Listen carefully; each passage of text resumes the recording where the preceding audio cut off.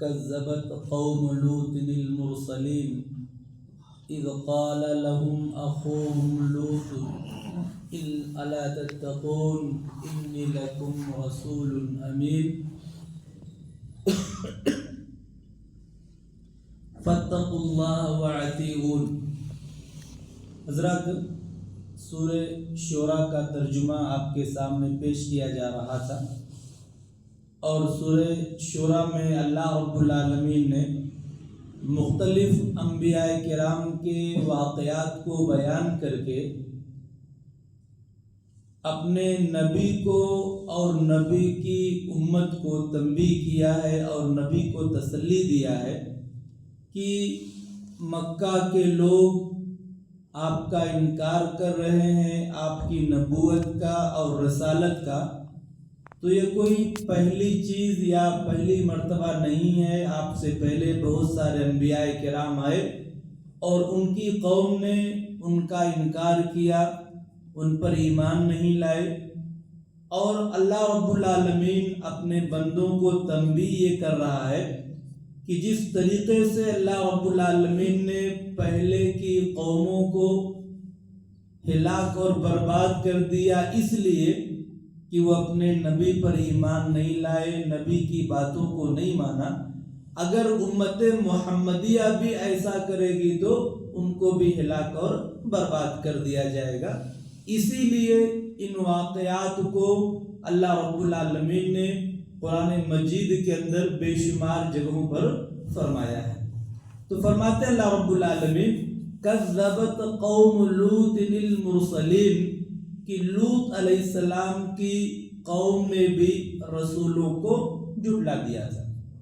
دیکھیے، رسولوں کو جھٹلا دیا، کیونکہ ایک رسول کا انکار کرنا تمام رسولوں کو انکار کرنے کے برابر ہے۔ آپ جتنے بھی واقعات سنیں پیچھے، ہر آیت میں اللہ رب العالمین نے یہی کہا ہے کہ رسولوں کو جھٹلا دیا ہے۔ اگر کوئی انسان حضرت عیسیٰ علیہ السلام کو یا حضرت موسیٰ علیہ السلام کو یا کسی ایک نبی کو نہیں مانتا، کہ میں سے نبی نہیں مانتا، تو گویا کہ اس نے تمام رسولوں کا انکار کیا، اور اسی لیے اللہ رب العالمین نے یہاں پر یہ لفظ استعمال کیا ہے کہ لوط علیہ السلام کی قوم نے بھی رسولوں کو جھٹلا دیا۔ اذ قال لهم اخوهم لوط الا تتقون، جب ان سے ان کے بھائی لوط نے کہا۔ دیکھیے، حضرت لوط علیہ السلام کو بھی بھائی کہا جا رہا ہے، حضرت لوط علیہ السلام کو بھی بھائی کہا جا رہا ہے کہ جب ان سے ان کے بھائی لوط نے کہا کہ تم اللہ سے ڈرتے کیوں نہیں، اللہ سے کیوں نہیں ڈرتے ہو، انی لکم رسول امین، بے شک میں تمہارے لیے ایک امانت دار رسول ہوں، سچا رسول ہوں، میں تمہارے سامنے اللہ رب العالمین کا وہی پیغام پیش کرتا ہوں جو اللہ رب العالمین نے میرے پاس نازل کیا ہے۔ میں اپنی طرف سے کوئی چیز تمہارے پاس نہیں بتا رہا ہوں، میری کوئی اپنی بات نہیں ہے، جو اللہ رب العالمین نے میرے پاس پیغام نازل کیا ہے وہی پیغام میں تم تک پہنچا رہا ہوں۔ اور ویسے بھی انبیاء کرام کے بارے میں آتا ہے کہ انبیاء کرام نبوت سے پہلے بھی بڑے سچے اور امانت دار ہوتے تھے، اور حدیثوں کے اندر آتا ہے کہ اللہ رب العالمین جب کسی نبی کو نبوت دیتا ہے تو وہ اس وقت کا سب سے معزز، سب سے بااخلاق، سب سے باکردار، سب سے اچھا انسان وہ ہوتا ہے، ہر طرح کی خوبیاں ان کے اندر پائی جاتی ہیں۔ اسی آدمی کو، اسی انسان کو اللہ رب العالمین نبوت کا تاج دیتا ہے اور رسالت کا تاج دیتا ہے، اس لیے کیونکہ معاشرے میں رہنے والا انسان اگر کسی طرح کی کوئی کمی اور کوئی ان کے اندر عیب ہوگا تو لوگ ان کے اوپر ایمان لانے کے بجائے ان کا ہنسی اور مذاق اڑائیں گے، ان پر لوگ ایمان نہیں لائیں گے جلدی۔ تو یہ حضرت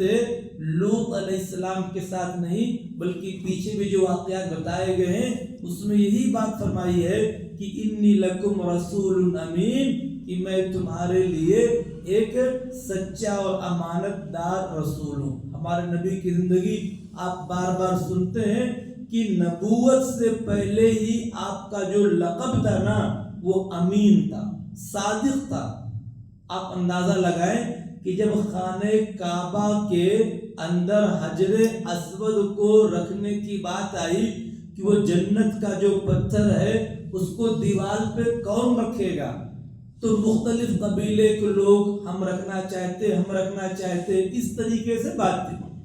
تو جس بات پر مسئلہ ختم ہوا کہ کل صبح جو سب سے پہلے خانہ کعبہ کے اندر تشریف لائے گا وہی آدمی اس حجر اسود کو اٹھا کر کے دیوار میں لگائے گا۔ جب صبح ہوتی ہے تو جب لوگ آتے ہیں تو دیکھتے ہیں کہ خانہ کعبہ میں سب سے پہلے اللہ کے رسول صلی اللہ علیہ وسلم پہنچے ہوئے ہیں، تو ان کی زبانوں سے پہلا جو لفظ آیا نا امین آ گئے، یعنی جو اس وقت لوگ خانہ کعبہ کے پاس آئے نا تو ہمارے نبی کو دیکھ کر کے وہ لوگ کہتے ہیں کہ امین آ گئے۔ اور خود جب آپ نے پہلی تقریر کیا اس تقریر میں صفا پہاڑ پر آپ نے جب پوری لمبی تقریر کیا کہ اگر اس پہاڑ کے پیچھے میں تم سے کہوں کہ ایک بڑا لشکر ہے جو تمہارے اوپر حملہ کرنے والا ہے تو کیا تم میری بات مانو گے؟ تو تمام کے تمام اس وقت جو مشرکین تھے، آپ کے رشتہ دار بغیر رشتہ دار، سب لوگوں نے کہا کہ ہم نے آپ کو کبھی زندگی میں جھوٹ بولتے ہوئے نہیں دیکھا، آپ بڑے سچے اور امانت دار ہیں، اسی لیے الصادق اور الامین کا لقب آپ کو ملا ہے۔ تو بتانے کا مطلب یہ ہے کہ حضرت لوط علیہ السلام یہ حضرت ابراہیم علیہ السلام کے بھتیجے ہیں، حضرت ابراہیم علیہ السلام کے بھتیجے ہیں، اور اللہ رب العالمین نے انہی کی موجودگی میں یعنی حضرت ابراہیم علیہ السلام کی موجودگی میں انہی کے علاقے صدوم یا عموریہ، یہ ایک بستی کا نام ہے، وہاں پر رہنے والوں کے لیے نبی اور رسول بنا کر کے بھیجا تھا۔ تو پتہ یہ چلتا ہے کہ کبھی کبھی ایسا بھی ہوتا تھا کہ اللہ رب العالمین ایک ہی وقت میں الگ الگ جگہوں پر کئی انبیاء کرام کو بھیجتا تھا۔ جیسے اس وقت حضرت شعیب علیہ السلام ہے، موسیٰ علیہ السلام ہے، اور خود ان کے بھائی ہارون علیہ السلام، یعنی ایک ہی وقت میں تین انبیاء کرام۔ تو ایسے یہاں حضرت ابراہیم علیہ السلام ہے اور انہی کے بھتیجے جو ہیں وہ حضرت لوط علیہ السلام ہیں۔ کیا فرماتے ہیں؟ فاتقوا اللہ واطیعون۔ انبیاء کرام اپنی قوم کو بڑے پیار بڑے محبت سے سمجھاتے اور کہتے ہیں کہ دیکھیے اے میری قوم کے لوگوں، تم اللہ تعالیٰ سے ڈرو اور میری بات مان لو، تمہاری اسی میں بھلائی ہے، میرے اوپر ایمان لے آؤ، اللہ رب العالمین کا خوف کھاؤ۔ اور کیا فرماتے ہیں؟ وما اسألکم علیہ من اجر۔ دیکھو میری قوم کے لوگوں، میں تم سے کسی چیز کا سوال کرنے والا نہیں، مجھے تم سے کچھ بھی نہیں چاہیے مجھے، بس مجھے تم سے ایمان چاہیے، تم سچا ایمان لے آؤ۔ یہ تمام جو غیر اللہ ہے ان تمام لوگوں کو چھوڑ دو، ان اجریہ الا علی رب العالمین، اور میری جو محنت اور مزدوری کا جو صلہ ملنے والا ہے وہ اللہ رب العالمین سے ہے، میری امید آپ لوگوں سے کچھ بھی نہیں ہے، صرف اور صرف رب العالمین سے، وہی مجھے اس کا بدلہ اور اس کا صلہ دینے والا ہے۔ یعنی حضرت لوط علیہ السلام ہر طریقے سے اپنی قوم کو سمجھانے کی کوشش کرتے ہیں،